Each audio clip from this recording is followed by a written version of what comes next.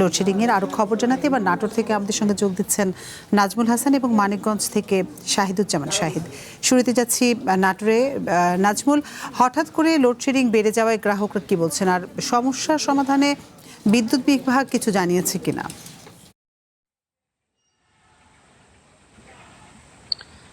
আতিফা, আপনি যেমনটি বলছিলেন, নাটোরের যে 7টি উপজেলা সদর সহ 7টি উপজেলা রয়েছে, প্রায় প্রতিটি উপজেলাতেই কিন্তু একই চিত্র, অর্থাৎ লোডশেডিং তীব্র আকারে ধারণ করার কারণে জনজীবনে স্থবিরতা নেমে এসেছে। পাশাপাশি ছোট বড় যে শিল্প কলকারখানা ছিল, পাশাপাশি যে ব্যবসা প্রতিষ্ঠান, সেগুলোতেও কিন্তু স্থবিরতা নেমে এসেছে।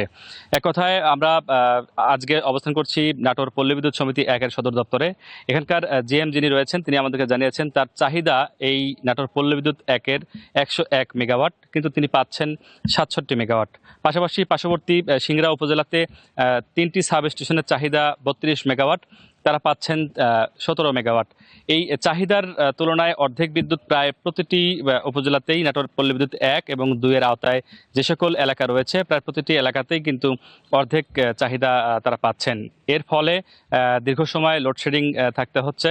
আর এই লোডশেডিংয়ের ফলে সাধারণ মানুষ যেমন বিড়ম্বনায় পড়েছেন, বিশেষ করে কৃষকরা তাদের সেচ প্রকল্প তেমন একবারে বলা চলে থেমেই গিয়েছে। পাশাপাশি যে শিল্প কলকারখানাগুলো ছিল বিদ্যুৎ নির্ভর, সেগুলো কিন্তু ব্যাপক স্থবিরতা নেমে এসেছে। বিশেষ করে যে ইলেকট্রিক নির্ভর যে দোকানগুলো রয়েছে, ব্যবসা প্রতিষ্ঠান রয়েছে, সেগুলোতেও কার্যক্রম প্রায় বন্ধের দিকে। তবে পল্লী বিদ্যুৎ সংশ্লিষ্ট যারা আছেন তারা আমাদেরকে জানিয়েছেন যে এটি একটি জাতীয় সমস্যা।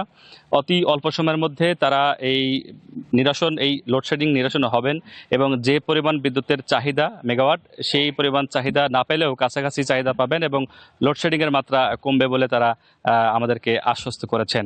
আতিফা, এই ছিল নাটোর থেকে বিদ্যুতের সর্বশেষ। নাজমুল, আপনাকে অসংখ্য ধন্যবাদ আমাদের সাথে যোগ দেওয়ার জন্য। এবার আমরা যেতে চাই মানিকগঞ্জে, সেখানে আছেন শাহিদুজ্জামান শাহিদ। আমরা নাটোরের লোডশেডিং এর পরিস্থিতি জানছিলাম, মানিকগঞ্জে আসলে কি পরিস্থিতি দেখছেন এবং সমস্যা সমাধানে সংশ্লিষ্ট কর্তৃপক্ষ কোনো ধরনের আশ্বাস দিয়েছে কিনা?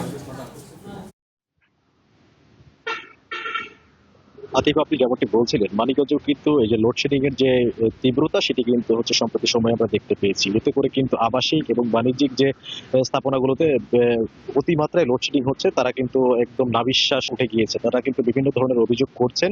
তারা কিন্তু বিল ঠিক মতোই দিয়ে যাচ্ছেন, তারপরেও কিন্তু এই যে বিদ্যুৎ ঠিক মতো না থাকার কারণে কিন্তু তাদের হচ্ছে বিশেষ করে ব্যবসা বাণিজ্য থেকে শুরু করে আবাসিক যারা গ্রাহক আছেন তাদের ভিতরে কিন্তু এক ধরনের প্রভাব পড়েছে। ইতিমধ্যে আমরা দেখতে পেরেছি আবাসিক যারা গ্রাহক আছেন তারা কিন্তু বিচ্ছিন্নভাবে বিভিন্ন এলাকাতে তারা সংঘবদ্ধ হয়ে যে সাবস্টেশন গুলো আছে সেখানে কিন্তু তারা হচ্ছে জড়ো হয়েছেন। তারা কিন্তু আন্দোলন গড়ে তুলতে চাচ্ছেন কিংবা সড়কে অবস্থান করতে চাচ্ছেন। এই ধরনের একটা পরিবেশ পরিস্থিতি কিন্তু গত কয়েকদিন আমরা দেখতে পেয়েছি, হয়েছিল। প্রশাসনের পক্ষ থেকে সেই বিষয়গুলো কিন্তু এক ধরনের সমাধানের চেষ্টা করা হয়েছে।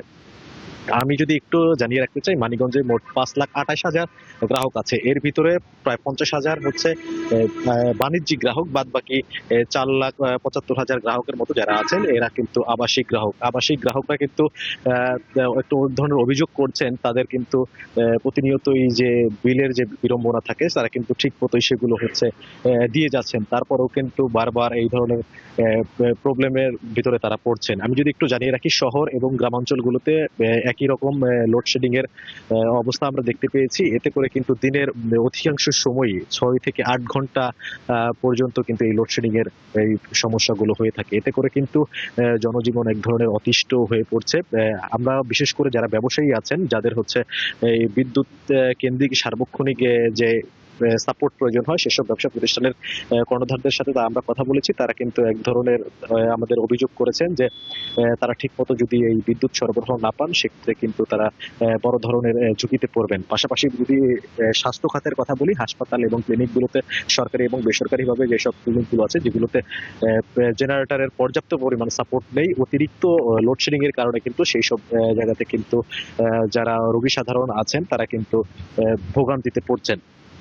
বিশেষ করে শিক্ষার্থীদের কথা যদি বলতে চাই, রাতের সন্ধ্যার পরবর্তী সময়ে কিন্তু এই লোডশেডিং গুলো বেশি হয়। এতে করে শিক্ষার্থীদের কিন্তু পড়াশোনায় এক ধরনের চাপ পড়ে বলে আমরা জানতে পেরেছি। আপনি যেটা জানতে চেয়েছিলেন, এই আমরা কথা বলেছিলাম মানিকগঞ্জ পল্লী বিদ্যুৎ সমিতির সাথে। পল্লী বিদ্যুৎ সমিতি আমাদের আশ্বস্ত করেছেন এই সংকট দ্রুত কাটিয়ে ওঠা সম্ভব হবে সরকারি পর্যায় থেকে, এবং হচ্ছে যারা হচ্ছে পল্লী বিদ্যুতের দায়িত্বে আছেন তারা কিন্তু চেষ্টা করছেন এই সংকটগুলো মোকাবেলা করার জন্য। কিন্তু কি নাগাদ এই সংকট কাটিয়ে ওঠা যাবে সেটি কিন্তু এখনো পর্যন্ত নির্দিষ্টভাবে তারা কিন্তু বলতে পারছেন না। আতিফা, মানিকগঞ্জ থেকে এই ছিল আমার কাছে সর্বশেষ।